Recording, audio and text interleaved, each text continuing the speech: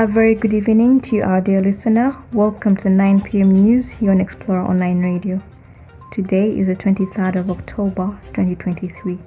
I am Orundi Sheila, and in the headlines, Uganda's High Commissioner to Nigeria invites Nigerian investors to take advantage of direct flight.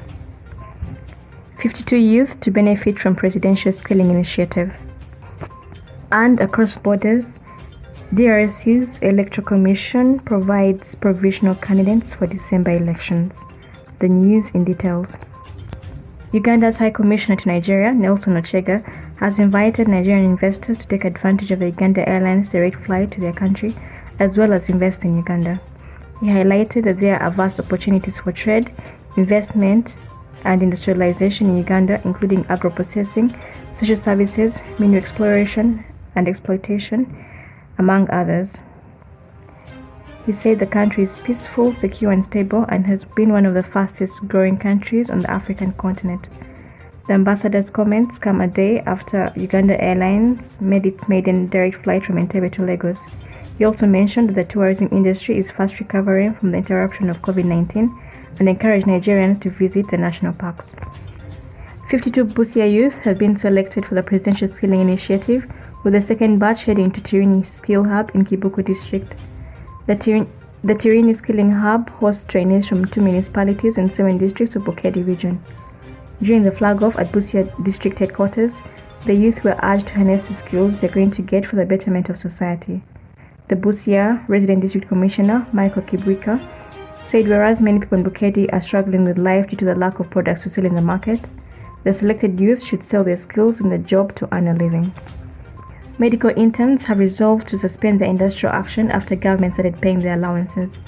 Under the Federation for Uganda Medical Interns, the students had resolved to stage an industrial action beginning today over government's failure to clear their allowances for the last 2 months. Each month, a medical intern is entitled to a net pay of 1 million shillings to settle housing, meals and other daily expenses. The Federation President, Bill Adrati, says the money has been deposited to the hospital accounts. However, he warns that if government fails to clear the outstanding allowances, they will go ahead with the industrial action. And in Hoima, police is holding 18 suspects who were arrested with narcotic drugs, pangas and iron bars in the ongoing night operations aimed at weeding out wrong elements who have been giving sleepless nights to people in the district. According to the Albertine Region Police spokesperson, Alan Hakiza, this followed public outcry, especially in the areas of Bujumbura, Lusaka and Chiatete suburbs, warning that the intensified operations will continue with both foot and motorized patrols. Hakiza says after they complete their investigations, those found guilty of these heinous crimes will be arraigned before court and charged accordingly. The Speaker of Parliament, Right Honourable Anita Among, and her husband, Engineer Moses Magogo, the FUFA President, have welcomed twins in the latest development. The groundbreaking news was shared by the Deputy Speaker of Parliament, Thomas Tayebwa, who today posted on his X, formerly Twitter, congratulating the couple on the successful delivery of twins, referring to them as Salongo and Nalongo, the traditional titles used in Uganda to denote parents of twins. The news of Magogo and Among's twins took shape today morning, with several politicians and entertainers congratulating the couple on social media. Magogo and Among tied the knot in August last year in a private ceremony held in Kampala. And across borders, the Democratic Republic of Congo's Electoral Commission, CENI, has released a provisional list of 24 candidates who have registered for the presidential election scheduled for December 20th this year.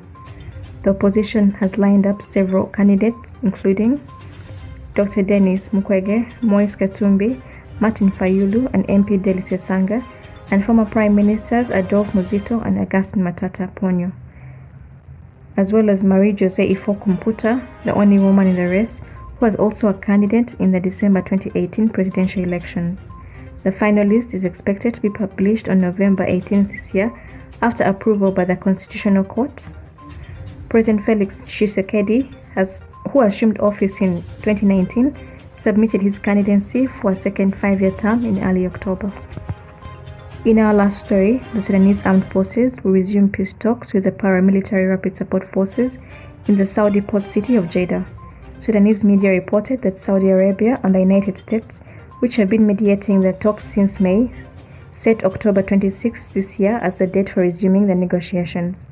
The talks were suspended in July over fundamental differences between the warring parties. This brings us to the end of the 9 p.m. news.